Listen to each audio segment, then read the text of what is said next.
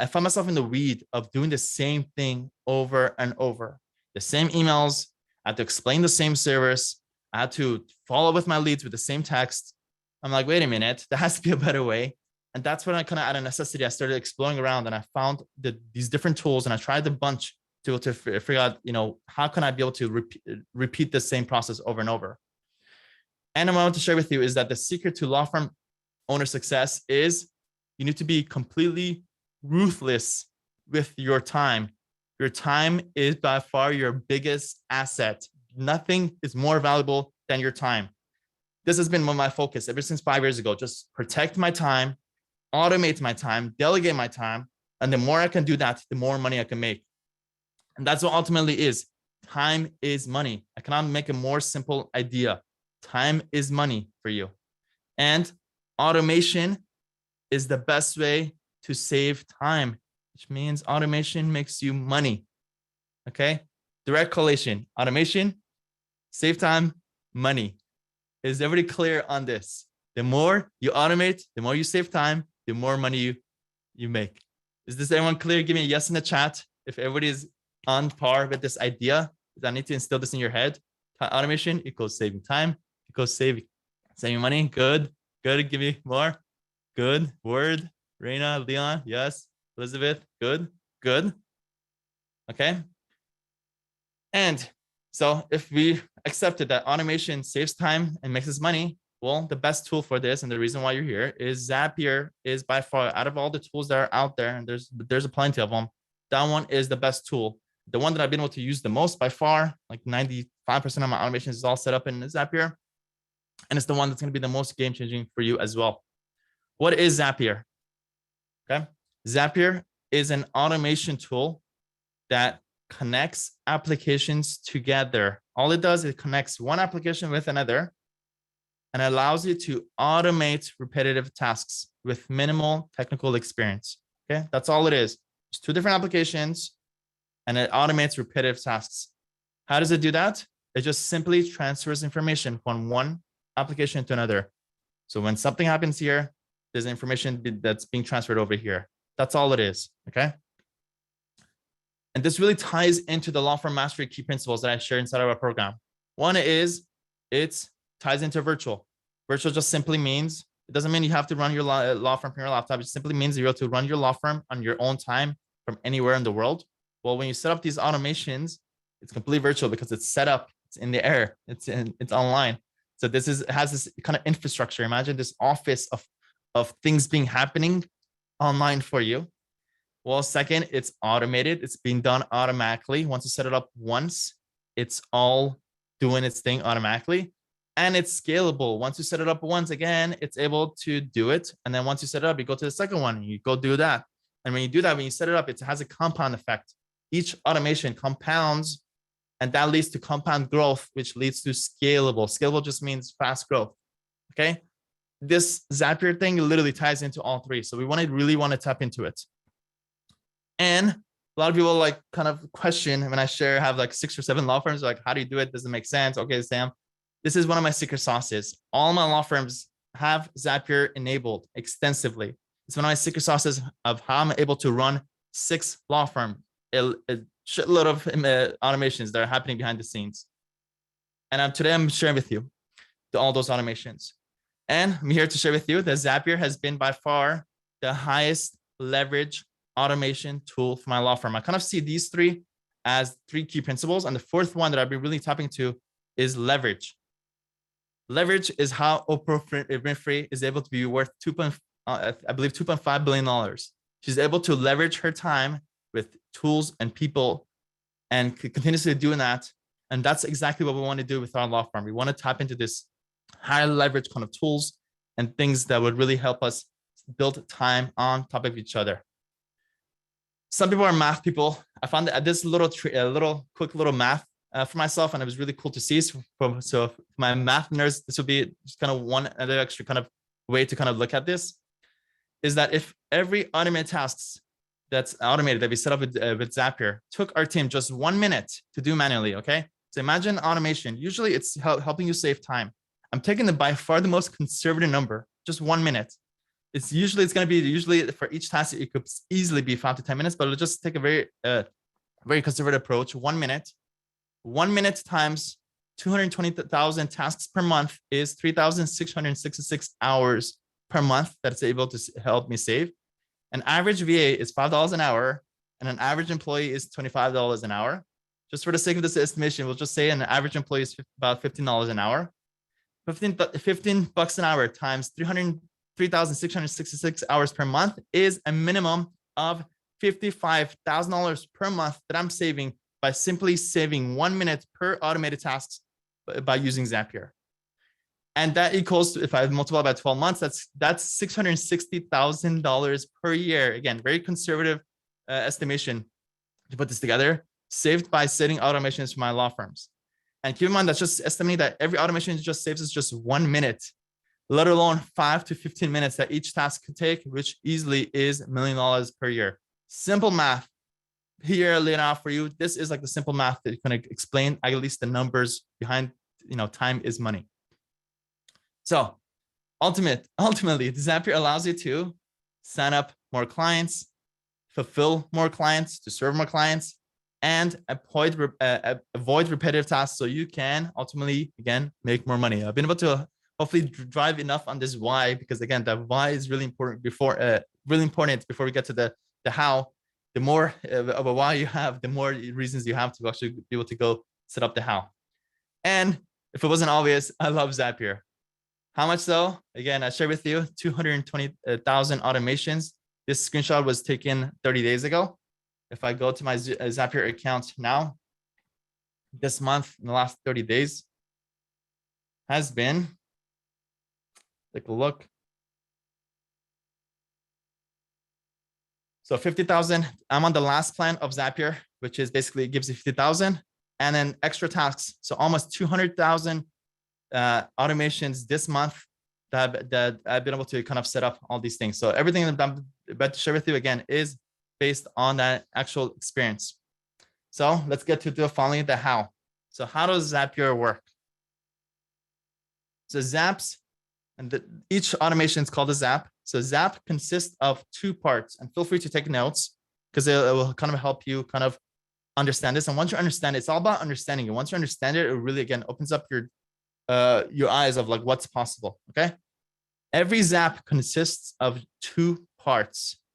There's always a trigger and there's always an action. Okay, so go ahead if you want, write that down, trigger and action. Trigger is basically when this happens, okay? When this lead comes in, when this form is filled out, when this thing is signed, it's always something happening, okay? So whenever you're trying to build out like what automations to put together, ask yourself, what is the first thing, what's the trigger that happens so that you can go do this? That's the action. So trigger an action. When this happens, do this. Okay? That's all it is. Zapier 101 within a minute. That's all the foundation of it. But let's get a little more granular. When it comes to the action, okay, there's always trigger and action. Under the action, 4 things need to be done in Zapier. And write these down. One is we need to select the application that we want Zapier to be able to automate. So let's just say when this lead comes in, I want you to use this application to go do this. So that's the first part, select application. Second is we select an event. We want to tell it what to do. I want you to go do this. Okay, select event, write it down. Third is we need to select account. Select an account just means you give authorization to Zapier. You only have to do it once to say, hey, let's just say this is my Google Sheet. So, hey, Zapier, you're allowed to talk to this Google Sheet because I own it. That's all that is. It's very simple. You only do it once. You don't have to do it more than once for each application. And the last part is the actual setting up the action. You're telling it how to do it.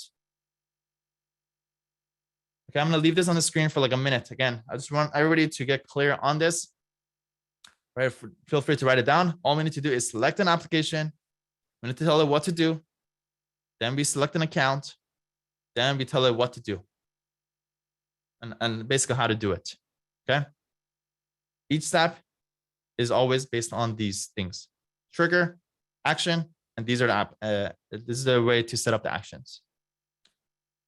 So today I'm going to show you how to save at least 10 hours a week minimum, if not more, how to replicate yourself, and double your productivity like a boss.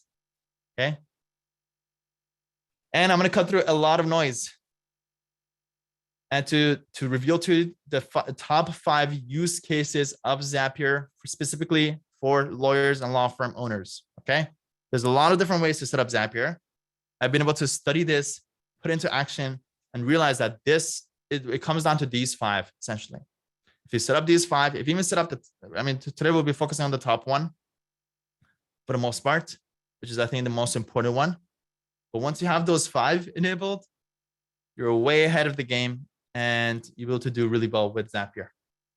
And this is all revealed in one of the many resources that we share inside of My Legal Academy. It's called Zapier Playbook. Started building it out about 4 or 5 years ago. There's been different iterations of this. And actually, this is shared with all of our members, and it is already shared with our members. And it's something that I do want to give to everybody who joins our program. So feel free, as I'm sharing this, feel free to take notes as I'm sharing this with you. And for our members, you guys already have access to this. I actually just sent it out 30 minutes before this training. That's already inside of our community. And I want everybody to get your hands on this. So again, we'll be talking about the program in a little bit. But yeah, let's get to it. So let's get to the first use case of this. I'm going to give kind of like the big picture. Okay. And then I'm going to go get very granular and help you get it set up. Okay. So the first use case of Zapier, and by far the most important, by far, is when a new lead comes in. Okay. When a new lead comes in, things have to be automatically be done in order to increase our chance to actually get in contact with the lead and get them either scheduled for a call or get them on a call to get them signed up right away. This is a must. If there's 2 law firms, one has automation set up that's able to quickly do this, whereas there's another law firm that has the automations, over time, the law firm that has the automation set up is going to win, and it's going to take over the market, and it will be you'll be left in the dust. So this is a must, especially with where we are right now. This is a must. Please do yourself a favor, because I know most of the smaller law firms will set up these things up, and they will pretty much eat up all the law firms that don't have this set up. Okay, so that's the first one. Well, when a new lead comes in, we want these 3 things to happen, or 4 things. One is we want to make sure that it's added to your CRM. Okay, everybody needs to have a CRM. We could maybe get into a discussion about which CRM a little bit later, but it's a must. It needs to be added to your CRM. Second, they 100%, this is also a must. I probably should have put completely necessary as in a little parentheses, but they need to receive automated texts. Nobody likes picking up the phone. Your prospects don't like picking up the phone. How do I know this? Because I'm generating 20,000 to 25,000 leads a month, and that's a huge issue. And realize this is a must. You need to automatically text the lead as soon as they come in. It's a must. If you're in right now, generating leads, you're not texting them, I'm sorry, you're leaving a lot of money on the table. And again, it's very important to be able to set these things up early, because your competitors are. Also, very important is to send automated drip emails. We know about this. We heard about this for many times, but still a lot of people don't have these set up. And each of these, the texting and the drip emails and the other stuff that could be done, each of these, imagine add like a 10 to 15% conversion rate to your numbers. So if you add text, it's like 15%. Emails, 10%. This, another 10%. When you do that, you're able to literally increase your revenue by 40, 50%. Sometimes even double it. Minimum at least 10, 15%. So these are all, again, lead to your conversions. And it's, again, must these days. And the last thing a lot of people don't do is you need to notify your team members, your intakers. Hey, the lead came in. Time is money. You need to contact this lead within within a minute, not even within 5 minutes anymore, within a minute. Okay. So go ahead. If you want to take down notes, these are the things that need to be set up. You need to add the lead to your CRM. You need to text the lead, to send them emails, automated emails, and you need to notify your team members, your intakers. Okay, so let's go to the playbook. Hopefully it's nice and big on my screen. Good to see it. You guys see it? Let me know. Yeah. All right. So triggers. What are different triggers? Again, a lot of thought to put into this to figure out what are the different triggers for us. Okay. Well, one of them, what's cool about this playbook for our members is our members get access to this document to make a copy. They build the automations that they need for the law firm. And then not only can you set it up, but also we have a lead automation expert that can come set up these things for us and it kind of get it done for you. But let's go through it. I just want to show how it's done. Again, the first trigger. And again, if this is relevant for you, if you have new meetings booked, okay, that go ahead and write in your notes. Whenever a new meeting is booked via you put your account scheduling software. So that could be either Calendly, Acuity scheduling, Clio Grow, whatever you use for scheduling. That's the first trigger. Okay. Again, please take notes because these are all relevant for you. Once we get into the how, I'm going to show my Zapier and I'm going to set up an example. So you guys could literally follow me along. I'll probably give you guys a minute when we get there to be able to sign up for a Zapier account. So that's the first thing. Second is if you get calls from your phone answering service, such as, you get calls from Open Phone or Ring Central or any phone service. Regarding access to the playbook, as I shared, this is shared with our members because it's super high value. And I'll get into the program, but I want everybody to get access to this. So we'll get into the program in a little bit, but yeah, it's saved pretty much for our members. So second, as I shared with you, if any incoming calls that are coming in from your phone services, the third way a lead could come in is if your new lead comes from your funnel, ClickFunnels, Unbounce. Also, there's a tool called Intaker, which is kind of a little chat for your website.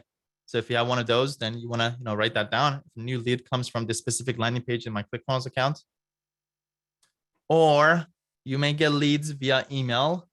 New leads emailed from, let's just say, Lex Reception or Smith AI, or from this pay-per-lead source.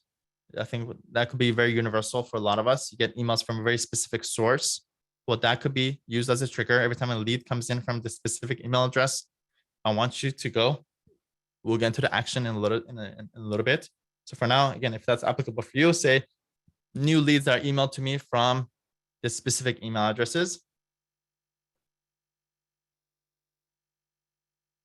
Or if you have a contact form on your website, I think hopefully, all of us should, on your contact us page.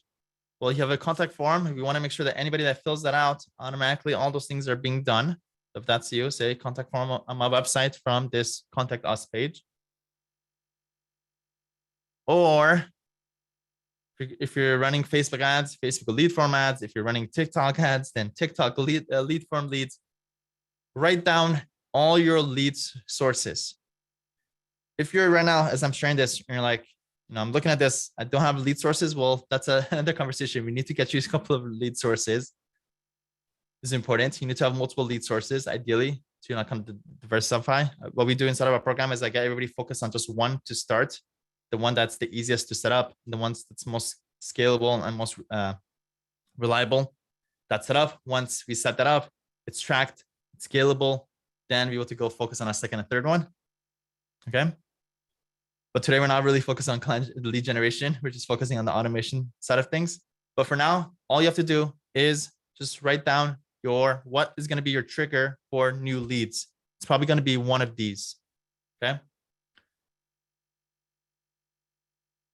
And I want to, maybe I could run an exercise possibly. If you want to share with me in the chat, what are your triggers? Share with me what are your triggers, and I'll use those as examples as I'm actually showing you how it's set up in Zapier. Google Voice calls, good. Those ones could definitely be set up. Pause virtual receptionist message. Lisa says, totally. You just say any emails that are coming from this email address.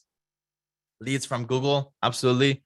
Avo, totally. Leslie, imagine all Avo leads. Any emails, again, any email that contains literally contact information that could be set up at that data could be collected. Open phone, job form for sure. Legal match. You should probably avoid legal match, but it's another conversation. Instagram, sure. Referrals from other attorneys. We'll be talking about that, Elizabeth. Leads coming from website form, good. Facebook form, good. Marty, intaker, web form, all of these, everything I'm seeing. Google LSA for sure, for sure. VA transferring warm leads to our intakers, perfect. Good, good. And I see it, yeah. Clio, all of these, every single one of these, completely possible. So again, write down all good calls from Google search, totally.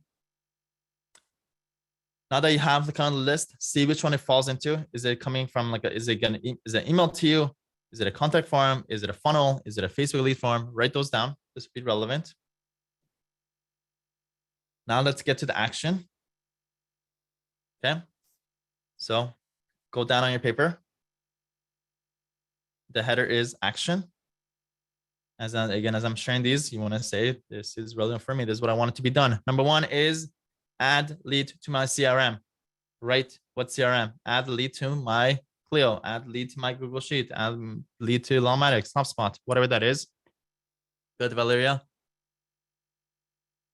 Sai Alexander, bring up that question later. I'll be happy to answer very personalized questions like that. Yeah, we could talk about CRMs a little bit later. Maybe we'll bring Mike Smith, who's one of our members, who's also an automation expert, who can also give us his insight about that as well. But yeah, definitely, feel free to ask your questions and we'll get to it. But for now, just write add lead to my CRM and write your CRM. If you don't have a CRM, minimum Google Sheet. Google Sheet. That's what I got started off with. Still, a lot of my stuff runs in Google Sheets. These are all lead sheets that are running in Google Sheets. It does work. It's not ideal, but it does work. We want to scale one of them to one of the law firms to 3 different lead Google Sheets. And we want to get up to 460 clients per month with just Google Sheets. So we do know it is possible. Ideal, probably could be better if you put it into HubSpot or something else. But yeah, it is at least, should have as a backup. Second is sending automated text to the lead. Okay. Easy win. Easy win. If you don't have this one set up, this could be done with open phone. So we may need to sign up for an open phone account today. Just for now, just write send automated text. Or if you already have a phone service, I'll show you how to check if it has a Zapier integration. RingCentral has it. If you want to bring up what phone service you use, I'll be able to kind of check for you.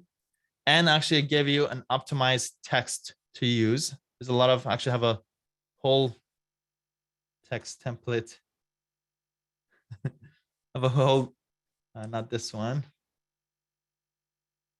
Yeah, let me bring it up.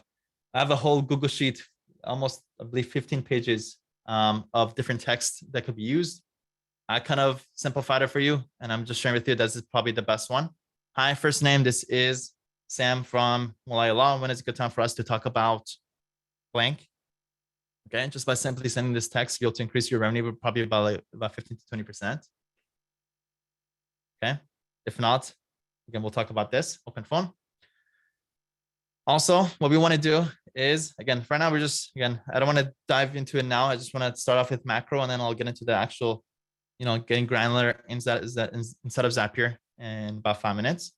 Third thing we want to do is to send automated emails, ideally with some kind of email service like ActiveCampaign, Lawmatics, MailChimp. It doesn't matter which one, as long as one is set up. Or simply, you can actually use Gmail. have a Gmail account, it's not a drip emails. It's only one email. Potentially, like, set up multiple emails with Zapier, but ideally something like a active campaign. Again, these are all things we also get into detail and set up our program. All these things shows you how it's all set up, and also get these things set up for you. So for now, write that down. Unfortunately, Outlook, that's something that's explored in detail inside of our program. Outlook is not really automation friendly. So that's a whole conversation we can get into at the end about Google versus Outlook, Google versus Microsoft. But yeah, we'll talk about that later. Lastly is we want to notify our intakers, our team members, okay, that the lead came in. Hopefully this is not you. It's not, we talked about this, how to build your virtual intake team about 3 trainings ago, I believe about 4 or 5 months ago, about how to do that. Hopefully it's not you. It's not sustainable. It's not viable. I kind of explained it in long detail during the training. It should be a full dedicated intaker is the gist of it. But for those people, we want to notify them. So there's different ways to notify them. The ideal way is to notify them instead of Slack. So notify team members instead of Slack using Slack, or you can notify them via text using SMS by Zapier, which is a free service by Zapier, or you can also use Open for this, or you could also email the lead. It's not, it's not ideal, but you could email your intaker every time the lead comes in. And ideally, what I like text or Slack. But at least one way to notify. Again, it builds that urgency. The lead just came in. Go. Call them right away. Unfortunately, Google Voice is not. There's an automation there. Yeah, there's some that are. There's some these days. Tools should have a Zapier integration. If they don't, it's a big red flag, and I would stay away from those. All these tools again helps you automate it and helps you scale up. So if you don't have the right tools, then you're gonna be limited. So ideally, our program kind of exposes you what those tools are to get set up correctly. Again, it's not something like it's like short term. You just have to set it up now. This is like, imagine we're setting it up for the rest of our law firm's life. So this is, we change the trajectory of law firms by setting it up correctly from the get-go. Anyways, look at this list. Again, make sure that you have it written down. Add it to my CRM, whatever that CRM is. We want to automatically send a text. If you don't have the phone service, then Open Phone might be a good option for you. Open Phone essentially is like a Ring Central, but much better and much cheaper. Veronica, a lot of people have complained about the Ring Central recently. I also didn't like it. And a very good alternative is called Open Phone. It's very intaker friendly. It's made for sales. It's perfect for sales. Imagine you be able to build teams. It has all the information there. It's very easy to use. And I started suggesting this about 4 or 5 months ago, and anybody who actually listened and has set it up has only said positive things. If you are interested in it, I believe there is a promotion. It is a affiliate link. I don't promote anything for sake of affiliate at all. I could care less. But if you do sign up for it, feel free to just use that link for if you want a good phone service. A lot of people always ask about this. Well, that's the answer for you. So that's that. And then we want to set up, automated email. Today, we'll just keep it simple. I'll show you how you can set it up in Gmail. If not, ideally, we want to set it up in ActiveCampaign. We have a whole module inside of our program about this because, again, it's his own world. And then I'll also show you how to notify your team using Slack. So let's finally go to Zapier. Okay. Go ahead right now. If you don't have a Zapier account, go to zapier.com.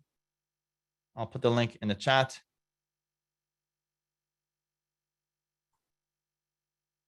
I'm gonna give you guys a minute to go, and I see 229 of you are here. Amazing! This is amazing. So please, this is our program is focused on implementation. Nobody's here to learn. I don't want anybody to learn anything because learning doesn't do anything. I want people to implement from this. So please, if you don't have a Zapier account, go right now. Click on the link that I just put in the chat. I believe they have a free account. Go sign up for it. I'll give you guys a minute to do that. And feel free to follow me along. This will be a very good practice. Again, this comes from practice. Once you set it up once, you're like, wait, that was easier than I thought. And then now it kind of opens you up to kind of create more. So this is crucial for us to be able to follow along and do this. So please, I'll give you guys a minute, maybe a little stretch break for the rest of us who already have a Zapier account. And once you have a Zapier account open, just say open, or just say Zapier. Say Zapier in the chat, so I know that you're ready to go. Good. And yeah, actually now looking at, maybe I could look at the poll answers. Let me end the poll. And you guys could probably, no, I could see, looks like 29% of us have a Zapier account or currently use Zapier. So that's good, about a third of us, but 3/4 do not. So yeah, that's good. That's the reason why you're here. No worries. And I see your Zaps coming in. Since there's so many of us here, I'm gonna give you guys another minute or two to create a Zapier account. Got zapped. Good, Andrea. Napier. Good, good. Let's make sure everybody gets their Zapier account first set up, and we'll take it one step at a time. How's everyone doing today, by the way? Hope you guys are well. Let me know whoever's in Miami. I'll be in Miami next week. I'm flying in on Sunday for a crazy wedding. Excited about that. Fort Lauderdale, nice. 305. Yeah, me and my wife love Miami. Even I would possibly consider moving there if I didn't want to move somewhere better, even I think better. Dare I say better? Tel Aviv or Israel, somewhere around there. But yeah, amazing, great weather. Good, good. Caroline, Fort Lauderdale is better. Marty says. Marty, I believe you. Leslie says, good question, Leslie. Leslie says, do we have to choose all the apps now to integrate? No, not at all, Leslie. I'm just going to show you how to set it up once and do your best. Just set up like one Zap with minimum application so that you can go back and set it up at any time. So no, today is minimum viable Zap. That's the motto, minimum viable Zap today. And then, you know, I didn't create all these apps at once. You know, it took me, I don't know how long I've been using Zapier, probably, I'm assuming 5-6 years. Each of these are folders of Zaps. Some of these folders have like, you know, 10 to 20 Zaps. So yeah, it takes time to be able to build these out. Good, good. Are you guys ready to go? Good, Tim. Tim says, I've dragged my feet for years and not set up. Good, that's what I want to hear. All right. Once you're on this page, hopefully you go to this page. We're going to give you guys the main URL. Feel free to bookmark this. This is probably hopefully be one of your main pages that you're going to be visiting for frequently. What you want to do, I'm going to show you how this is done in Chrome. You take this little lock and you drop it off here. And what I do is I click on edit and I just delete the name, and it has a little icon here. Very simple. These are all icons. These are everything here. This is basically what I use almost on a daily basis. I have my email box. I have my email box that's just labeled to my attention, that's unread. I have my my Google Calendar here. If I want to create events, it's here. ChatGPT is here. Have something else here. I have Litify here, which is that's another story. YouTube stuff, our community here. Very important Google Doc, very important Google Sheet, Monday, Amazon, Mixmax, bank account, sales message, ClickFunnels, Zapier. These are all like the things that we use on a daily basis. Hopefully this will be one of the main tools and main websites that you use on a daily basis. So for now, go ahead and just bookmark that there. And once you have that bookmark, go ahead and click on create Zap. Welcome to your first Zap. It's really exciting because it's about to open up a whole new world. All right, so let's pick one that I think a lot of people could be relevant for a lot of people. I think Calendly or meetings is one that a lot of people have. So let's do that. So what I want to do, again, big picture. Sorry to repeat myself. I'm just doing it to make sure everybody is on the same page. We have triggers and actions. Trigger is when this happens. So whenever we get a Calendly meeting, okay, if you have a Calendly account or scheduling, scheduling software, then it probably makes most sense to do that. Select that. If not, then go. One of the easy ones you could possibly do I know for the rest of you, yeah, because it's a little bit more technical, so I don't want to get into it. Let's just say there is a way to be able to collect data from emails, but I don't want to get into it now. Just for now, either select Calendly, or you could select actually another one, easy one would be like if you have a phone service or ClickFunnels account that you're collecting leads. Hopefully you have like some kind of scheduling software. That'll be the easiest one. So that's what I'm going to use right now. And the event is every time an invitee is created. Okay. Triggers when an invitee schedules an event. So that's the trigger for me. As I shared with you. And again, and yeah, I just realized also if it's your first time setting up, let's just say integrating Calendly, then yeah, you do need to integrate it. Integrate an authorization just means you need to tell Zapier that, hey, it is my Calendly account. So you know, you may be needed to do that right now. So go ahead and do that. I believe for Calendly, as long as you're logged into Calendly, your Calendly account, then it automatically just integrates it. You just have to click a couple of OKs and integrates it. Melissa says Acuity scheduling looks like it has a Zapier integration. So for you, it will be no new appointment right here. But for this, I'm just going to use select Calendly. Good, no problem. So invitee created. We're going to click continue. And it was shared. You got to select the account. Again, that was the part that was that I mentioned. You need to select the app. Then you need to authorize it. So this is the part that you need to authorize it. Again, if you're logged into your Calendly account, it should be very straightforward. Sometimes you may have to copy and paste API codes and things like that. It usually has good instructions here for how to do that.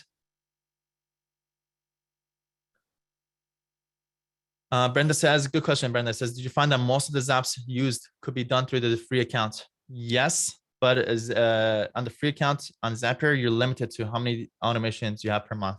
Ideally, you just the trial account is good for just setting it up. Well, once it's working, then automatically, not automatically, go ahead and upgrade your account at that point, which is definitely well worth it. Okay. So go ahead, select the account, click on continue. And now, very important is we need to test the trigger. We need to get the data. So when you click on test trigger, it's going to pull in the data. It's going to take the last Calendly event that was scheduled and bring that data so that we can get that data to do something with it. And there you go. Bam. This was for one of our law firms. Somebody scheduled meetings that was able to pull that data.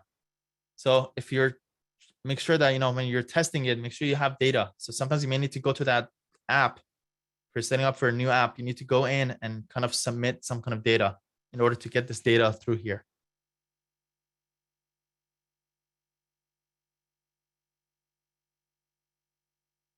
Okay. And once you have that, you're done with the trigger. Again, what's cool about Zapier is you only set it up once. You don't have to do this every time. It's just a one-time kind of thing that once you set it up, move on to other stuff. So if you have created your trigger, just say done in the chat. Or if you have any questions, please let me know. Just before we move forward. Good, Valeria. Good, Aya. Good. Good, Brad. If you're stuck, please speak up now before we move forward. Again, minimal viable Zap is our model today. Sai says getting authentication failed message. Just make sure that either you're logged in. Usually it depends on the app itself. Either they make it very easy. As long as you're logged in, you just have to click a couple of OKs. Sometimes you may have to go and create an API key and secret key and things like that and get that key and paste it into Zapier. But yeah, that should do it. If not, if you ever get stuck, just literally Google how to integrate this with Zapier. And there's either YouTube videos or Google articles that can show you. Okay. And if you don't see something I forgot to mention, if you don't see your app name here, that means it doesn't have a Zapier integration. And that's a bit bad. That's a really big red flag that it's probably not a good app. Okay. There are some CRMs that don't have a Zapier integration, which is, ooh, it's really bad. Again, you need to be able to move data automatically. If it doesn't have that, Sometimes it could be done through APIs, which is too technical. They need to have a Zapier integration. So just either notify them, or what I would do is I wouldn't wait. I would just switch over to a better CRM. All right, let's get to the action. Action is what I want it to be done. Just to keep it very simple, I'm going to show you how it's done by adding the lead to a simple Google Sheet. This is probably, again, the most common use of capturing data is to put into a Google Sheet. If you want to follow along, do the same thing for your CRM, do that. But I'm just going to use a simple Google Sheet that I've already created here. In this Google Sheet, it requires you, if you are going to be using, again, if you don't have a CRM, use a Google Sheet. If you want a sample one, I could give this as a free resource. Let me share it with you. For the lead tracking. Their lead tracking template. I'll put the link in the chat. No problem. There you go. Here's what it looks like. Actually, it looks like that. What I just shared. There we go. Make a copy for yourself. But whenever you get access to any of these templates, don't request access. Just make a copy. So make a copy for yourself. Put into Google Drive. Now let's use this. Let's use this to add anytime a booking comes in, I want this to be added to either my Google Sheet, or if you want, follow along, select your CRM. So if you have Lawkiss, then you select Lawkiss. If you have something else, select that. What I'm going to do is, the first thing is I'm going to add it to a Google Sheet. And as I shared with you, in order to create a Zap, we always need to select the application. We need to select the event, basically tell it what to do.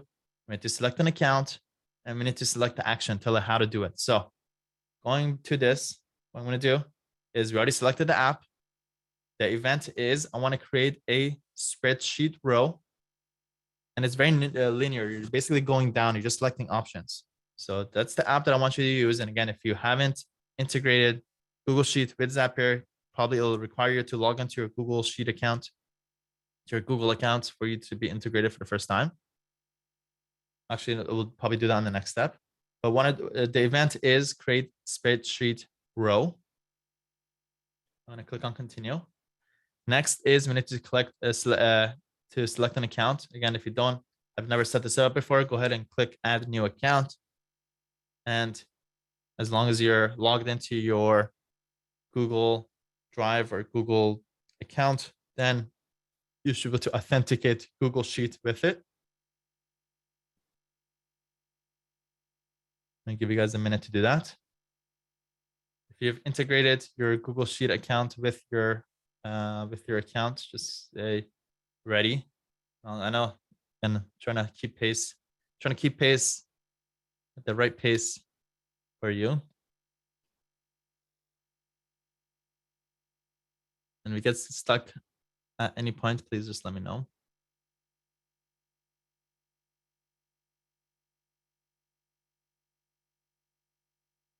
And if you see kind of your Google Sheet is integrated, kind of like how it is for me at this stage, just let me know ready in the chat. And then at that point, when I see that we have enough, then I'll move forward.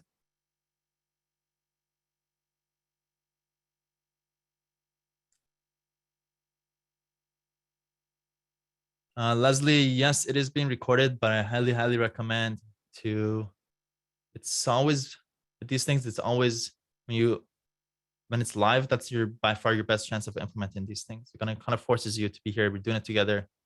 Kind of puts the time restraint into it, and you kind of forces you to do it. Say yes, it's a recorded tool. Yes, but ideally, stick along. Stick around if you can. Good, Jessica, Lisa, Delin, Valerie, Elena. Good. And wait, probably give one more minute, get a couple more readies before we move forward. And it's normal if it feels, like, what am I doing? It's okay. We're going to go through the motions. And every time, once you set up your second, third, fifth, 10th one, 20th one, every time it gets easier and easier. Now I'm at a point, again, just give some light at the end of the tunnel. Now I could set up these entire Zapiers with like 7, 8 automations within like less than like 15 minutes or so. So it gets faster and faster every time. Mel says you're going way too fast. Can you recommend a person to help set this up? Yeah, people inside of our community could, again, it's one of our many benefits of our program is they get access to these documents. Once you make it, they could copy. They just simply build the automations they need for their law firm. And then they basically just fill out this intake and say, hey, can you set up these things for me? They schedule a time with somebody on our team that could come set up these things for our members. So we make it as easy as possible for this to be set up. I appreciate it, Cynthia. Hiram says, instead of creating a new row in the Google Sheet, can you check a box in a pre-existing row? Yep. Check a box when the service agreement is received. Check a box when the question is received. Yep. Totally. Exactly, Hiram. Yes. You can do whatever you could possibly imagine, Hiram. I'm just showing the simple version of it. And then the answer is always yes.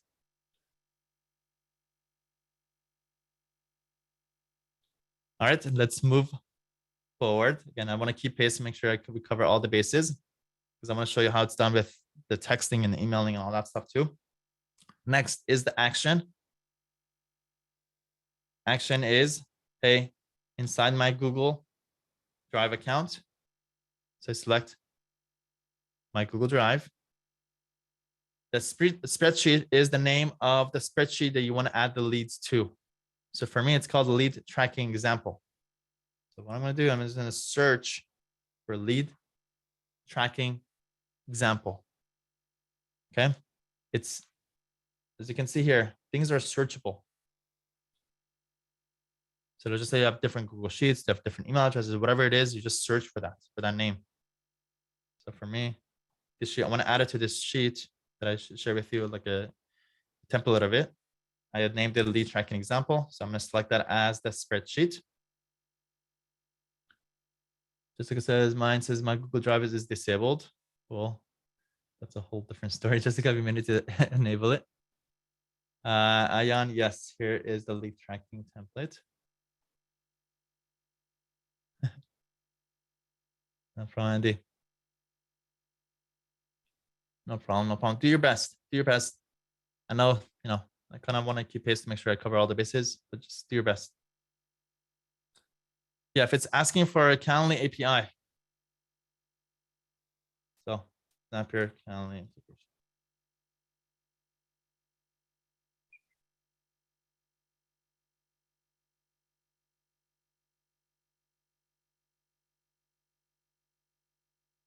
Usually Zapier gives you like a little instructions right here for like where to grab, how to integrate it with that. So I'm gonna be able to either do that or it should give you the instructions there. It'll tell you like to click here to get the Calendly API, or you may have to go into a Calendly account, go to integrations. You go to Calendly and you go under integrations right here. Then you will select Zapier and go to kind of set it up, integrate it that way. That's another way. Each one again has its own particular way. As long as you just put into YouTube or Google, you'll be able to kind of find it. Or actually, the easiest thing is usually the instructions are here. Okay, so just moving forward. The drive is my Google Drive. The spreadsheet is called lead tracking example, and the worksheet is just a tab. This tab is called leads. So I'm going to say, hey, add this lead to this sheet under this tab, and now it's automatically going to populate. Going to bring all the headings that I have in the Google Sheet. So what that means is when you create your Google Sheet, you have to create pretty much all the headings that you want in the first row.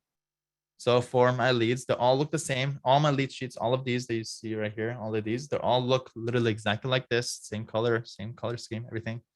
It's always the date when the lead came in, first name, last name, email, phone number, source, and whether I ask qualifying questions.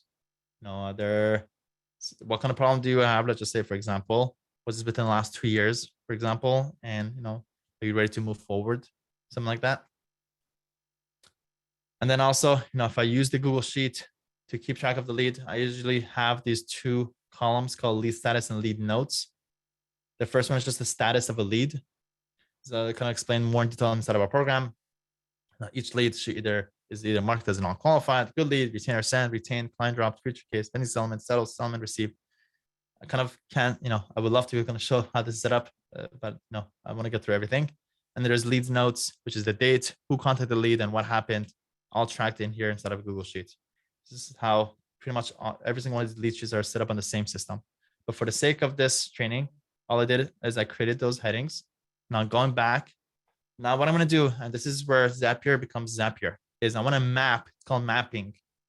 You're saying this information that came from Calendly, I want you to map it to this column in Google Sheets. So under the date column, there should be some data about when the call was booked. So usually it's based on the name. If you search for the name, time, date, you'll have to find from Calendly, it has different kinds of data. It has the data of like when the event is starting, when it's ending, the different time zone. There's different data that Calendly gives you every time somebody's scheduled. So what I do is I select the event start time. I'm going to keep track of when I had that scheduled meeting.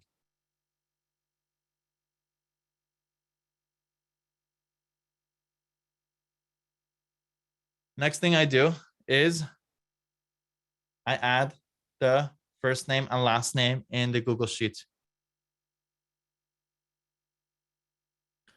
If you have Lawmatics or other things, yeah, you basically just take this, what I'm setting up right now in Google Sheets, you're selecting Lawmatics and you're selecting the right account, you're setting the right action, and you're following along so that every time you collect a lead, you should be able to add that to Lawmatics. I'm just kind of, again, showing one example of it. For this first name right here, as you can see, if I search for name, it gives me the full name. Maybe, you know what? I'll show it. Zapier, you know what? I'm going to skip it for now. I don't want to keep it as simple as possible. Just know that Zapier also has ways to be able to kind of play around with the text. I could like split the text into first name and last name. I could capitalize things. I could change the format of time. I could change the different formattings of phone numbers. There's different things that could be done here. If I create like a step right before, there's like, I could format things. I could, do different things. Again, I could show a lot, but I want to keep it relatively simple for you guys. But for now, I'm going to put the full name here under this first name kind of Google Sheet. Again, just try to understand basically what's being done, and then later on be able to kind of optimize it. Under email address, well, I want the invitee's email address and their phone number. Let's see if we capture that here. Looks like, I'm not sure. Looks like for this Calendly, we don't ask for their phone number. That's fine. Source is, you could say, hey, this came from a Calendly meeting. So you could actually make custom stuff in there. You don't just have to collect the data from Calendly.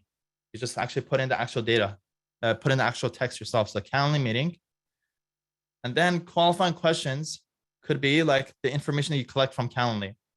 So let's just say, ask like, what are you looking to discuss in our call? So that one, I can map it to that. And I'm going to keep it very simple. I'll just leave it as so. Essentially, the big picture for you guys is you're just mapping the data to one of the fields in the app that you're sending data to. I hope that's clear. The easiest way I could try to explain that. Taking data, you're mapping it to data under a specific field in that second app.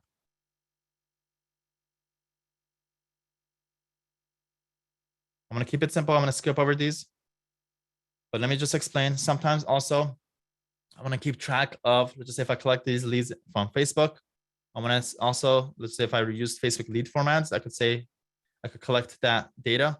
Say this particular lead came from this campaign, came from this ad set, came from this ad. And then when I get a lot of those leads and then I get signups from that, then I could go evaluate, okay, well, most of these clients came from this campaign, this ad set, or this ad. I could create pivot tables, figure out my cost per lead, cost per qualified lead, cost per booking based on that different ad sets and ads, and figure out which campaign, ad set, and ad is bringing me in the most clients. Again, there's a lot, it could get really, intricate, but for now, we'll just keep it as so. But what I'm gonna do, last thing is, as you saw,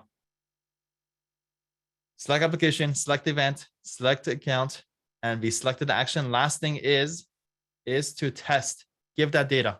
So what I'm gonna do is I'm gonna test action, and you will see magic, bam. You're able to test, and you see that this data came in automatically. The date, the name, the email address, the phone number, the source, and any kind of question that I asked in Calendly, it's all there for me.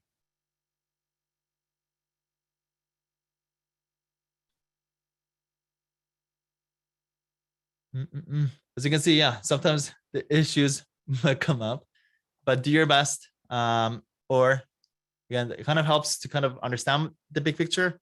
And a lot of times, again, ideally, you don't necessarily even have to be the one to kind of set this up. You just have to know how it's done to see the big picture. I have these lead sources, I have these things, and then have people that can set up for you as well. But just try to understand it, because again, it helps a lot to be able to know what needs to get done to get it done. Tim says, once a Zap is set up, can I pull info from my email from the first day I set up my account? The email is from one lead source with the same email and subject heading. Yes. Yeah. So totally you can. Your trigger will be Gmail. And I believe that's where it gets kind of technical. And that's where it kind of, I don't want to get into it yet. I believe it's called email parsing. Email parsing means, if you want to just Google it,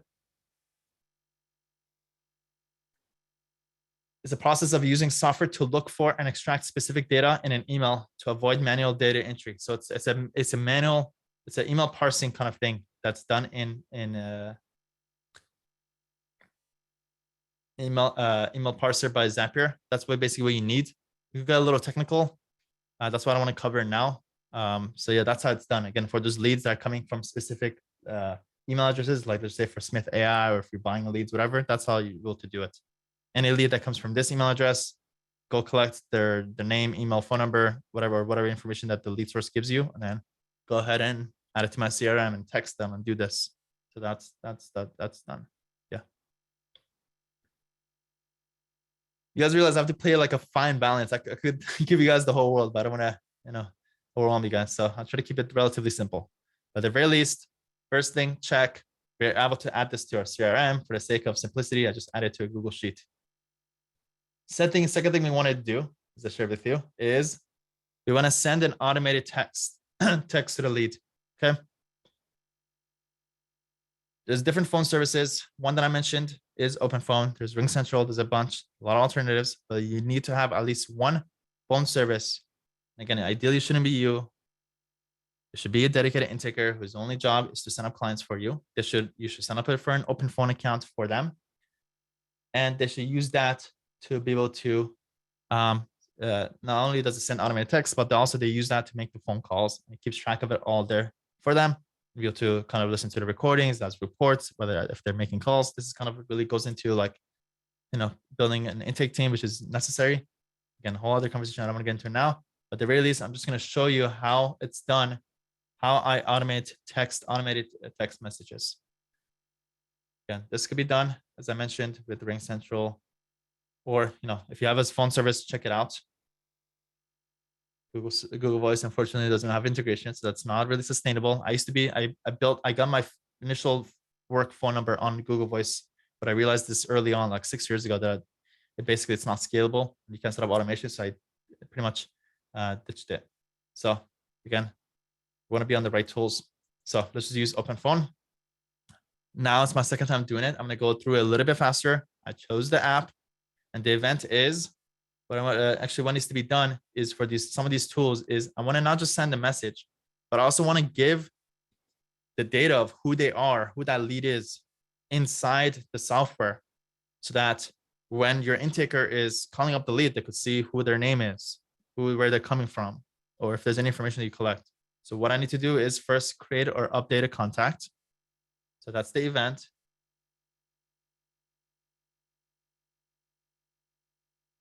Ayan says, can we sync OpenPhone with Google Voice? Unfortunately not, but you could potentially you could port your Google Voice phone number to OpenPhone, but that's, if you get technical, you have to probably ask OpenPhone for that, or look up a tutorial for that. Leslie, usually your leads will either call you or they'll email you. So you need to be able to capture their phone number. If they call in, then if the lead calls in, that needs to be captured somewhere. So either the intaker has access to your CRM and it's able to add it to your CRM and that becomes a trigger, or they're able to add it to a Google Sheet or add it somewhere so that that is the trigger for it to be added and for everything else to be automated on the back end. If you catch my drift, you need to have a place to input that data for this to be done. Okay. Next, once we created basically the app and what we want to be done, the account is, again, be patient. I know, again, if it's your first time kind of seeing this, you're like, whoa, just do your best. What I'm going to do, I'm going to select my, actually, let's use this one, OpenPhone account. I'm going to click on continue. Again, if you haven't integrated before, then it probably will take you a minute. Every app has its own way of integrating with it. And now it's the action. Action is, again, tell it what to map. Okay, well, I have the name of the lead. Now I search for it. I can put that there. And again, there's better ways to be able to do this. What I would do, I could actually, let me just quickly show it. I'm not going to explain it too much. I'll just run it by it. What I'm going to do is I'm going to create I'm going to format. Let me actually put this up. I'm going to show you how this formatting kind of thingy works. So the action is format. And the event is, it's going to be text that I want to format. I'm going to transform that. What I want it to be done is I want it to split the text. And what I want to split is the name. And the separator is basically just if there's a space by default. Is, again, there's sometimes explanations here that will explain it. There's a space. That's how it knows differentiates between the first word and the second word. And I basically want the first word. I'm going to click continue. I'm going to test action and it should say Julio. Julio. There we go. Now I got his first name. So this is the first name. This is like kind of me get first name here. Now, when it comes to this first name, instead of selecting it from Calendly, I'm going to select that output that I got that data. So now I can put the first name there. If I want to set up get the last name, I would set up another one of these formatting, get the second word, get the last name, and then put that here. Again, that's how that's done. The phone number for this one wasn't captured. I'm just gonna, for now, just put, whatever. Just gonna put this thingy here. For email address, that was captured, let's just say from email address right here. And then these were specific fields that I created in OpenPhone. So again, depending on what kind of data I'm collecting on the front end, let's just say for this, I'm collecting whether people are lawyers, what the problem is, and how soon we should reach out, etc. So that's all mapped here. And what I'm going to do, click on continue. And I'm going to test the action. And once I test it, usually it takes about 10 seconds. And basically, it will give you a little green check mark that, yeah, the data got correctly mapped. And if I go into OpenPhone account, I will see that this contact was created. So that's success.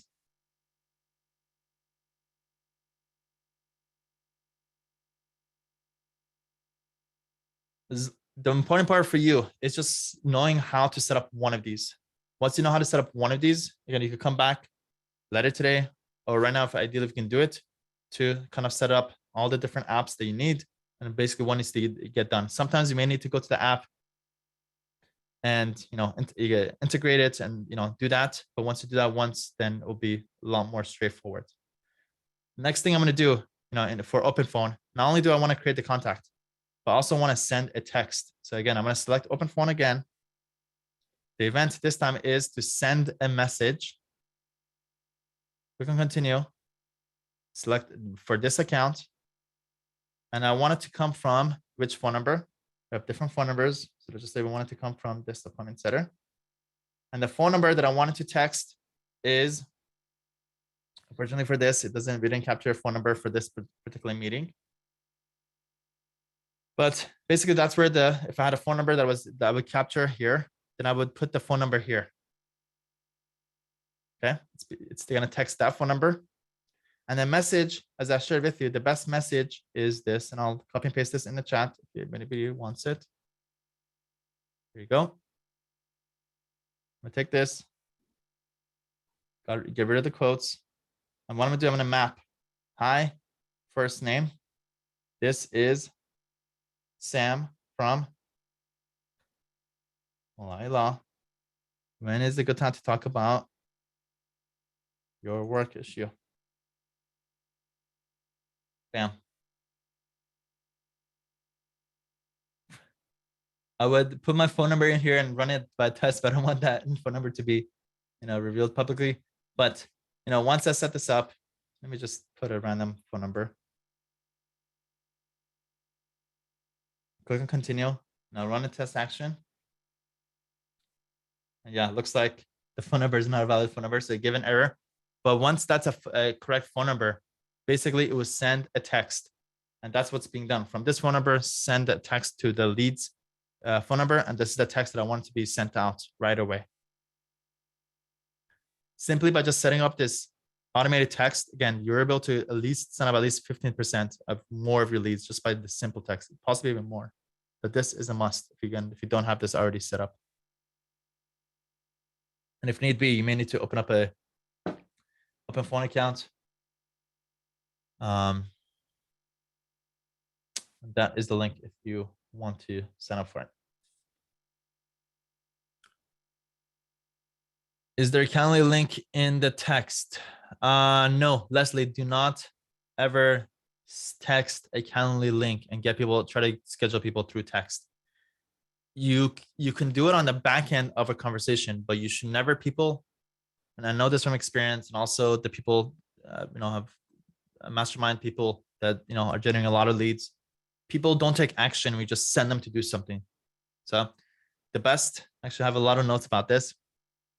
I studied this stuff. It's all about, sending out more clients. The best, here's basically the gist of how to text properly. Yes or no questions always get the best responses. Okay, always ask a yes or no question, ideally. And if I really wanted to optimize even further, I would either test this out or say, hi, this is Sam from Mollaei Law. Are you having work issue? Something like that. So yes or no question, ideally, and ideally binary questions. Again, it requires experimentation, it requires knowing your target audiences, kind of testing things out. But this is ideal. Yes or no questions or binary questions. That's ideal. Never or very rarely do you ever want to just send a text with a link to say, go do this. It doesn't work. You may get lucky. Maybe 1 out of 15, 1 out of 20 will do that, but ideally not. Jessica says, can you show your split test action step again? Yes, no problem. Here, I will create another one. I'll create it for the last name. So what I'm going to do, I'm going to create an action. The action is called format. And the event is I want to format text. Sometimes you can also format phone numbers if you wanted the phone number to be a little bit more, easy to read. But for this, it's going to be a text. The action is a split. I want to split the text, and you can see there's like different things you could do. You could capitalize things. Do a lot. You could extract phone numbers. You could extract patterns, URLs. There's a lot of different things you could do. For this, we'll just split it. The input is we want to split up the name. So name is what I'm gonna split. The separator, I'm gonna leave blank because by default it says here it's a space. And the segment index is I want the last word. Last word is the last name essentially. So when I test action, this will should me rest. There we go. That now gave me the last name. Now I could say, could rename it and say get last name. So now if I really want to optimize this, when I go to the creating a contact in OpenPhone, I could put the last name like that. Bam. And also maybe for the Google Sheet, I could maybe optimize it, and for the last name, again, for the first name, I could just get this instead, and last name, get that. Cool. All right, so we add it to our CRM. We send them a text. What about email? Email, ideally, as I shared with you, active campaign is ideal. Okay, that's most ideal. But just for the sake of simplicity, I'm just going to use a simple Gmail account. Just send an email coming from your Gmail account. This works wonders. Just a simple email coming directly from you. It's a very short text, a short email that says, hey, I understand you have this issue. Again, when it's a good time for us to talk, or ask a binary question. Just invoke that response, and from that, get them scheduled for a call. Basically, that's the kind of game plan. You don't want to just send them a link. They go here to schedule a call. Maybe again, 1 out of 15, 1 out of 20 may do that, but ideally, you want to start the conversation first, get that interest, get that commitment, then get them scheduled for a call. Sure, Valeria. I will slow it down a little bit. Just want to make sure, and I'm very conscious of everybody's time. I want to make sure I get through it. So for this, we want to send a email. So the action is Gmail. The event is, there's a lot of different things you could do to automate this. You can see, you could add labels. What we want to do is to send an email. And I also want to share some cool stuff at the end about personal zaps and things like that. There's a lot of cool stuff that could be done. So let me share that with you as well. But let me just try to finish this. So I want to send an email again with which account. So I'm going to use this account. If you haven't integrated before, if you logged into your Gmail, then it should be relatively easy. Click on two OKs and it should be able to integrate quickly. Click continue. Now I want to send an email to, again, I'm mapping it. It's the same thing over and over. Active campaign. Yeah, thanks, Mike.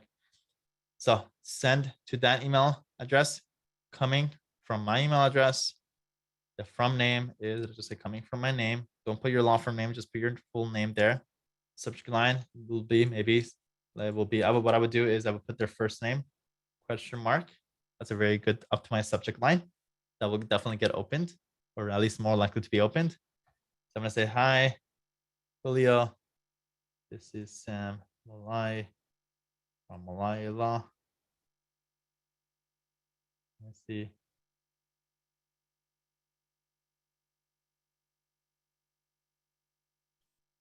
Are you available for a quick phone call?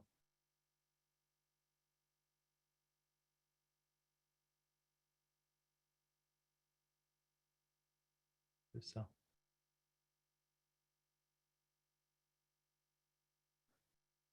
something like that, very simple.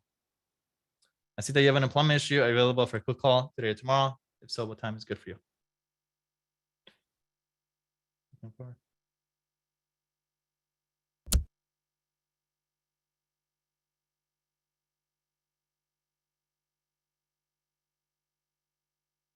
Very simple.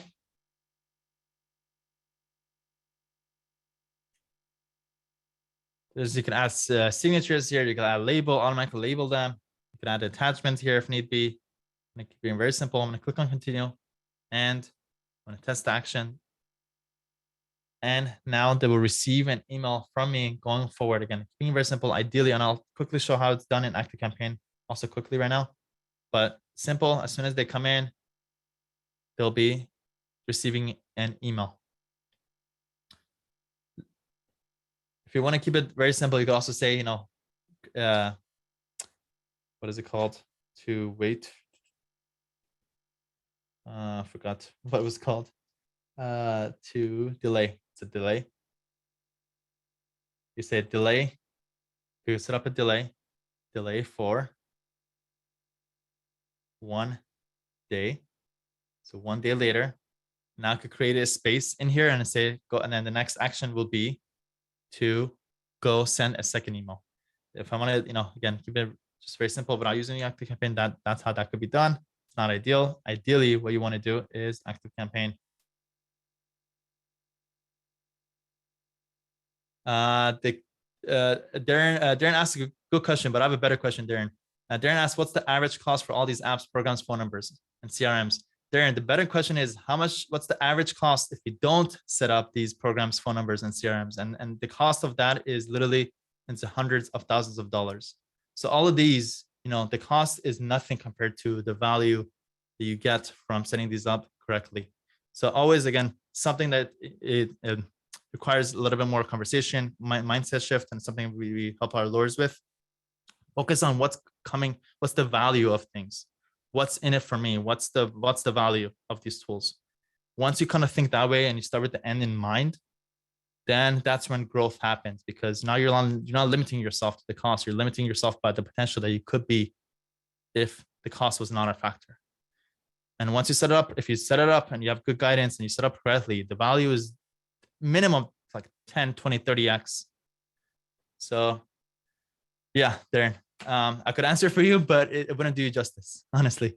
The true cost of not setting it up is in the hundreds of thousands, if not millions, potentially. Opportunity. There's also something that none of people talk about is opportunity cost.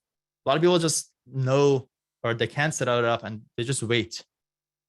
That time that you don't set up is costing money. Every day that you're not, setting these things up and you're not taking on more clients is money you could have been making during that time. And a lot of people are not recognizing don't have that urgency behind these things. And again, it's one of the things, again, we drive it in, these ideas, what's in it for me, what's the value, the urgency behind it. These are all little things that we chip away in personal development to get you in the right mindset. And I could attest to it because people come on the back end. You're like, wow, I didn't think that was possible. But it's these kind of changing belief systems that really makes a big impact in your growth. Now, again, these are all things I have to go through myself. I would ask the same questions from my mentor. What's the cost? Or I would go back. He would tell me to do something and I would go back and be like, this costs $30. Is it worth it? And he'd come giving me this advice and I would come do it again. How about this one for $100? This is $100 a month. And you're like, Sam, like it's worth it if you set it up and, do it. So, after the third, fourth time, I stopped asking him. And from that, I grew and I now give the same advice. And the people that, that follow through have the same growth. So, hopefully able to kind of inspire you to, give yourself a chance. Don't focus on that, kind of focus on the big picture. Let's ask the question, which is better, Lawmatics or Active Campaign? Lawmatics is pretty good. Lawmatics can do automated emails. They also, I believe, have phone service enabled as well. So yeah, that could be your Lawmatics could replace potentially your Active Campaign and things like that. So totally, inside of a program, we're exploring a tool. We're kind of in the brainstorming stage. I'm kind of figuring things out right now with Mike, who's here, who's answering. He's one of our instructors in our program. He's a lawyer, very technical savvy, and also automation expert. We're brainstorming nonstop together, but we're in the beginning stages of figuring out a kind of like a cookie cutter kind of process for our members to say, this is optimized system, just go. It's like a template, but that's going to take some time. So yeah, but at the very least, again, it's good to still know how to set these things up and set it up, because there's a lot of other things that could be also done outside of this. So yeah, Pipedrive, Joe, is fine. Again, all these CRMs, more or less, they're all good as long as you set it up and use it. One of my law firms is on Pipedrive, but again, it comes down to the implementation of setting it up, setting up the deal stages, the properties correctly, make sure that the leads go in there, make sure your intakers and stuff are using Pipedrive. It's all about that versus whether this tool is better or not. So have that in mind. All right. A last thing quickly, I want to show, again, I want to try to get through it, is if I want to notify people, is I use ideally Slack. Okay. Everybody, again, it's part of our program. Everybody is one of those required tools that everybody needs a Slack. It doesn't matter if you're solo. If you're solo, you need a Slack also, because we need to build infrastructure for you to be able to grow to that space. A lot of people kind of limit themselves, again, based on where they are. We want to build based on where we want to be. Okay. That's another, again, little mentality shift. But Slack is just the internal communication tool. What I want to do is send a channel message the Slack account, let's just say inside my Legal Academy Slack account, the channel, let's just say every time that we get a lead instead of general, you know what, I'll send in general. General is the Slack that that everybody's in. New test coming from the Zapier training.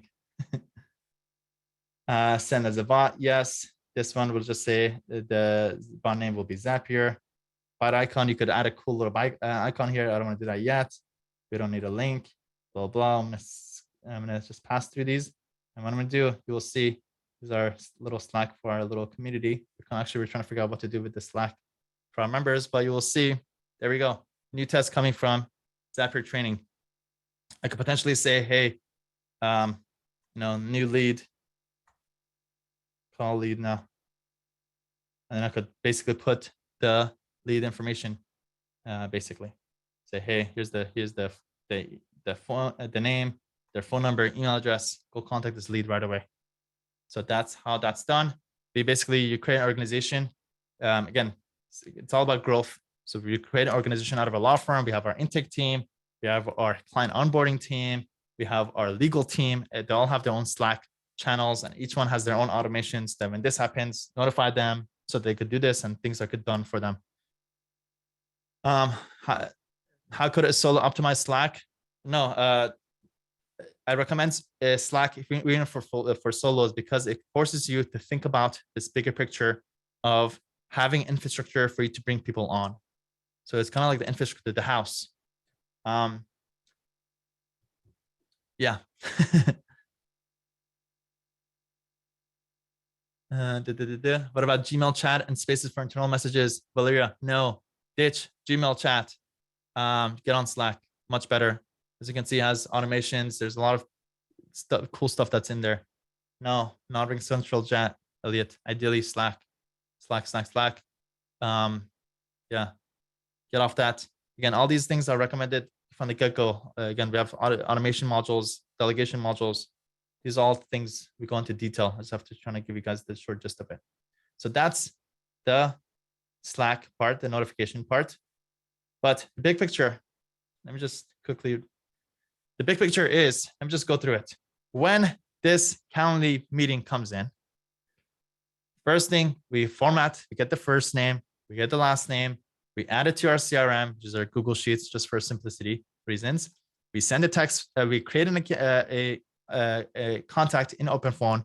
We send an automated text with OpenPhone. We send an email with Gmail for the sake of simplicity, and we notify our intake team. These things have to be done every time a new lead comes in. It gets stored somewhere, emails, texts, notifications coming in. And that's what it takes. You're building a system out of new leads coming in. You set this up, your lead conversions are going to blow up. And it's, again, like the emails could be better. Like you could send a series of like 10 emails that day, the next day. All those things really make a huge difference. So for all of the, all the leads, all the lead generation that I do, they all have one of these set up. They all have all these things set up. Every single one of these is different law firms, and they all have some form of this. Let me just quickly like show one of them.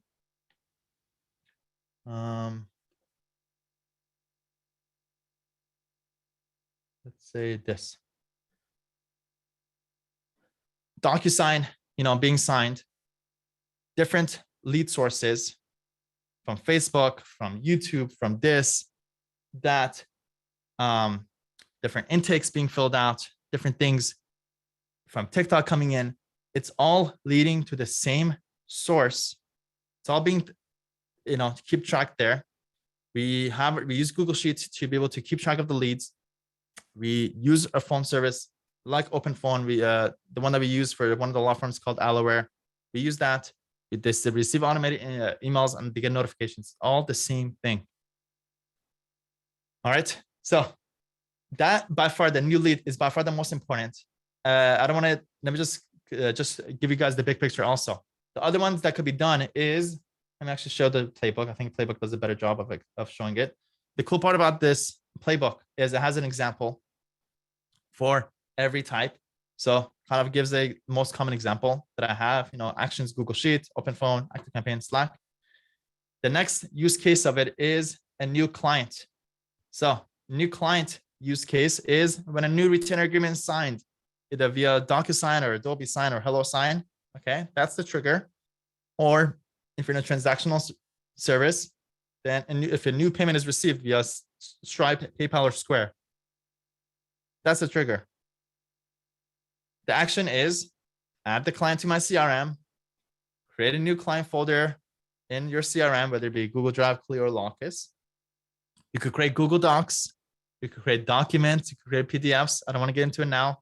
I was working on this with Mike Smith yesterday. It got too convoluted. I'm amazed if there's enough demand in our program, being able to create a focus track just based on that, the document automation. That's something, again, based on the feedback that we get, we'll see whether we want to explore that. And then we notify our team. And this basically what happens every time a new client is signed up. Automatically, these things are being done. And imagine anything could be done. Again, different things could be drafted, different folders can be created for them. Discovery could already be started. Request documents could be sent out. Mail could be sent out. Just to give an example, whenever a new DocuSign is signed, they're added to our HubSpot, they're added to a Google Sheet. You can track the client. There's to send a welcome text via open phone, and also we notify our team via Slack. How about the third use case? How about sending, again, sorry, trying to go through these, cover this. And again, if need be for our members, I could kind of break it down either in more detail later, is we could send status updates to clients. So this is, again, the third most common use of Zapier is every time there's a new status update in your CRM. So let's just say you collect all their documents. Not that every time you collect your documents, it's the next step, whatever that is for you. Then what you can do is send an email with a status update. You say, hey, thank you so much for giving us documents. The next stage is for us to prepare your discovery, and that will take about 60 days. We'll be in touch with you. If you ever need to reach us, this is the email to reach us at. Or you can send a text. Hey, every time, again, you do anything, status is changing your CRM, send them a text. You want to be, it's good to be proactive with your clients so that they're not reactive to you. When your clients don't hear from you, they're kind of always wondering what's going on. So imagine you have an email, a very specific email or a very specific text every time their case changes. They go down this little pipeline of what needs to be done from A to Z for you to settle their case. You can also send a Google Doc by creating custom form fields. I don't want to get into it. There's a little instructions that are there for you. Or actually, what's cool about it is, and a couple of our members have set this up, is you could actually mail a physical letter. There's a cool little website called Lob. Other people know about it, which allows you to create personalized mail based on the data that you get, customized to their name, their case information. So imagine you collect that information up front, and you can have different things mailed to them automatically. Lob, what's cool about Lob is it has a Zapier integration. Let me just quickly show it. Alex says, how's Clio? Short answer, Alex, Clio Manage is good. Clio Grow is not good. Yeah, Clio Grow is not good, but Clio Manage is good, basically. So Lob has Zapier integration. You could say what's cool about it is you could say send a letter, send a postcard. You could verify addresses if need be. But imagine every time that to take a certain action, to send the retainer agreements, you could potentially send them instructions or whatever that is. Again, if you have like older clients, that might be a smart thing to do. That's how that's done. And this kind of opens up your doors to kind of figure out what can be done. That's a third use case of it. Docket-wise, JJ is too expensive, probably not viable. And you could do it with, not just expensive. I haven't heard too many positive things about Docket-wise. But anyways, what else can you do? You could also remind clients of outstanding payments. Found out that this is a very common issue. So the trigger is whenever you receive a new partial payment in Stripe, they call subscription payments from Stripe, PayPal, or even an email from LawPay, as I shared with you, like kind of through email parsing. The email comes from LawPay and it mentions installments or whatever, then you could use that as a trigger. Then you could say, or you could also say, every time a payment is collected after a certain number of days, then I want you to send an automated text to remind them about the outstanding payment. I use ChatGPT to come up with this text. Hi, just a quick reminder that there's an outstanding payment of this much amount due in 3 days. Please make sure to process the payment on time to avoid any delays in our service. If you have any questions or concerns regarding the payment, please feel free to contact me. Thank you for your attention to this matter. I look forward to continue to a business relationship. Just by sending this text, you're more likely to collect payments by giving a notice. Or you can send an email. There's an email, again, shared with our members about that. Or you could also mail a physical letter if need be. If you think that's like a little bit more serious, you could do that too.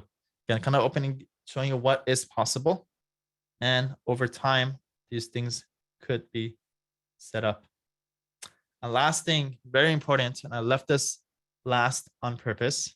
I'm gonna make sure anybody who's here is getting that, is getting the good information.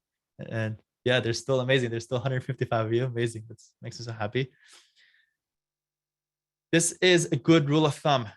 Are you ready? PSA, as a catch-all, anytime you collect any information, okay? Anytime you collect any information, always, always, always, always, always, maybe I should put this in capital letters, always, always, always collect the information into Google Sheets for 3 purposes. For one is for backup, because you never know, you never ever know. It's always good to have a backup of your data. Number 2, for tracking purposes. So you can actually use it and analyze it with pivot tables and things like that in charts. I don't want to get there. I do that all the time. And third is marketing purposes. Data feeds marketing. You can create audiences, lookalike audiences, retargeting audiences, different things based on the data. It's something that's very easy. Collect the data, put into Google, put into YouTube, put into TikTok, put into Facebook, and say, hey, go find me similar people to these people. Again, these are all things, again, requires more explanation, a little bit more advanced, but at least it starts off. The fundamental is collect data. So every time you have data, from what type of data? Well, I broke it down to 3 for you. Lead data. You always want to collect it in a Google Sheet, including the date the lead was collected, their name, email, phone number, the source, their mailing address if you collect that, the demographic information if you collect that, their age, gender, location, pain points. All that stuff is data that really feeds your marketing. Once you have your data about what kind of leads you're getting, you can use that data to go get more of those leads. A lot of people struggle with marketing because they just don't collect who you don't know who your clients are. If you have the information about who your clients are, well, it's easier for you to go figure out where they are and how to get them. Second thing is client data. When they signed up, the name, email, phone number, source, case type, parties involved, preferred communication type, etc. Again, you can create pivot tables out of this. Especially this analyzing this case type and value. Something I would probably case type and value, estimated value. You could create a very quick pivot table. A very easy way to grow is to just go analyze in the last 12 months, what type of cases did you get and what were their values of those cases. An easy win is to go double down on your top case type and refer out the bottom ones. A lot of people don't collect this. It's a must. And the third part is referral data. Referrals should be exchanged back and forth, but they should all be tracked. All that we do, Google Sheet. We put a manager on it, a VA manager. So he's just a referral manager. Keeps track of sheets. All the leads are referred out. All the leads are referred to us, whatever. To keep track of that, so that make sure that we collect on those referrals. Again, if you're just sending out referrals without tracking it, it's like an 80-90% chance you're probably not going to collect it. So catch all, make sure to do that. So again, just a little thing, new lead, new client, sending status updates, reminding clients of outstanding payments, and a catch-all to select all data is our top use cases for Zapier. Hopefully that helped you. But just creating that first one, it kind of opens up the door, like, wait a minute, now I have this trigger every time a new client is signed for me. That's usually a DocuSign. So when that happens, what do I want it to be done? So to recap, you can use Zapier not only to sign up more clients, but also to take on more clients, to fulfill more clients. And it also allows you to avoid repetitive tasks so you can ultimately make more money. We explained that. Now you have two choices. Take that information, implement it yourself. Again, this took me 4 years to kind of figure all these things out about the use cases, how to put together. Or you can join us to get the entire law firm's automation system. And I'll show the big picture. There's way more to it than there's more to it.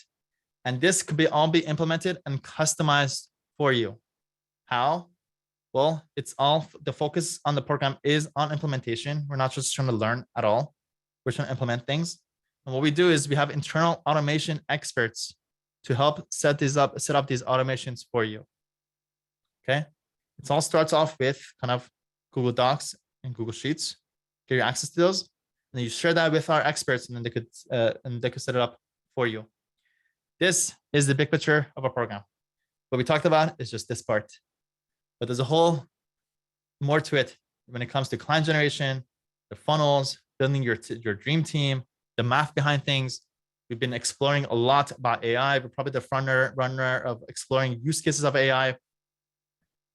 I have a couple of good and cool little updates to share on Friday for our mastermind call. This, people want results, but people don't, underestimate the amount of focus and effort that it takes to be able to put these things together. But we basically made a program to make this. Let me actually share the link if anybody wants to see this full picture. I'll put the link in the chat. Valeria, to clarify, yeah, anything that's tedious, we basically take it off your hands when it comes to setting these things up. So yeah, automations. We also have people that could also hire for you, which is pretty cool. And we're adding on different supports. Literally, and again, based on what I shared in the beginning of the thing, we have our master plan is to just listen to what our community needs, and we go build that value into the program, the support of whatever that is. And we're constantly adding to it. If you don't believe it, ask our members if you can chime in about all the new things that have been happening in our program. And currently we're enrolling 30 growth-minded lawyers. At this point, we're very clear on who we want to help. And we're actually going to be, for my first time actually sharing that we have a new qualification process. We want people that are making over 10K per month. 10K per month is our new qualification. And we're gonna, we only want the right people. There's a lot of people that we disqualify because again, we don't feel like you're either there yet, whatever, in different shape or form. And the kind of the quality that we go for, and our advisors know about this, is always growth-minded lawyers, people that want to do more, people that want to grow, not just to grow their law firm, but also more importantly, grow themselves. So at this point, we don't want any lawyer. We're only looking to work with growth-oriented lawyers. So if you consider yourself a growth-oriented lawyer who cares about consistently and reliably growing, this program is for you. I'm very cognizant of how business can have its ebbs and flows. Again, I was in that situation 3 years of this inconsistency until I started building out the systems and things. When I also felt this calmness to say, hey, my law firm can still run without me. Last week, and what I like doing is I like booking trips and without telling my team. It's a good test for me, for our law firms and our teams to see whether the law firm can run its own. And good news is these 6 law firms are running on their own because it's all been built on the foundation of the systems and teams that are consistently just doing their thing. And our team doesn't even know that I go. So last week I went to Puerto Vallarta. Next week, my first time sharing, I'm going to Miami because again, it's, I have, thank God, I'm blessed enough to be able to kind of set these things up. And it's something that I know everybody is capable of also setting up. So you can have that freedom to be able to do that. What we're doing is we're also offering the first 20 fast action takers, the first 20 people to actually take advantage of this, who join us before March 31st, which is actually my birthday, qualify for a generous scholarship and an exclusive session to help you set up the optimized lead automation setup. I want to make sure we're going to give some focus. I don't know when, it's probably be in the next 2 months, I'm going to give some special focus to all this lead automation. I'm going to make sure that that's set up for you. Right now, what we're doing, starting on Friday, we're focusing on Facebook ads. So anybody that needs more clients that Facebook ads makes sense for you, we'll be focusing on that. We kind of have focuses. And then we'll be focusing on this whole lead automation part. So again, this will be offered to those people who are part of the 20, if you want to take advantage of the Genesis Scholarship and part of the special group to set up this lead automation. The program is, if you haven't noticed, it's called My Legal Academy. All you have to do is go to My Legal Academy to book a call, or you could also go to this link. Let me just quickly share the link. Here's the link. Thank you, Rochelle. Okay. Thank you. Yeah, all you have to do to take advantage of this is to go book a call. Just click on that link to book a call. And again, try to ask about the 20 scholarships that are available until March 31st. I'm quickly going to summarize what our program is. It focuses exclusively on helping lawyers systematize and scale their law firm by working smart, scaling fast, and enjoying life. The way that we do it is by using automations. You probably just got a taste of automation. By using automations, systems, funnels, top paid ad client sources, and organic and email lists to get scheduled meetings and direct calls from leads, where everybody's aligned towards the same goals, create systems, increase profits, and free up more time with our direct guidance and support team that I shared with you to help implement, where the focus is on implementation. So there's no wasting time, as you saw. It's kind of like speeding it up. No, it's a good, trying to get everybody to have an urgency behind setting these things up. And also it feels like fun hanging out with friends with real results and real relationships that are really being built on the back end. It's amazing. I love seeing people in our community interacting, setting up cool little systems, referral networks, and the things that are coming on the back end of this.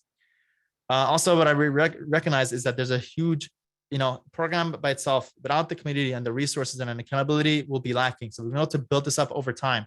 So what we do is initially we get on a one-on-one onboarding call to map out the plan for you for the next 12 months. We give you all the tools required to build, manage, and optimize your systems.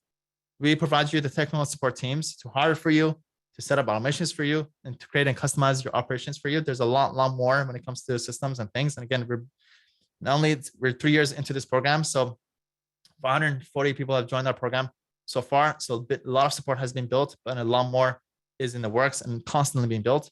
Plus, we have accountability from our support team. We have people who come and check in with you and continue moving forward. You get also private access to our community for daily support. You get access to our weekly Q&As. I do this on Fridays. Now we have Mike Smith, who's teaching on Mondays. We have a estate planning focus on Tuesdays. There's cool stuff. There's an immigration one that will be launched in the next couple, hopefully, weeks soon. There's Marty, who's a bucket list lawyer. That'll be kind of doing his thing. They'll be focused on mental health shortly. There's a lot of cool stuff that's being built, again, with a focus on having other instructors that can come and provide their value to our community. Plus, you get 24/7 support via our community.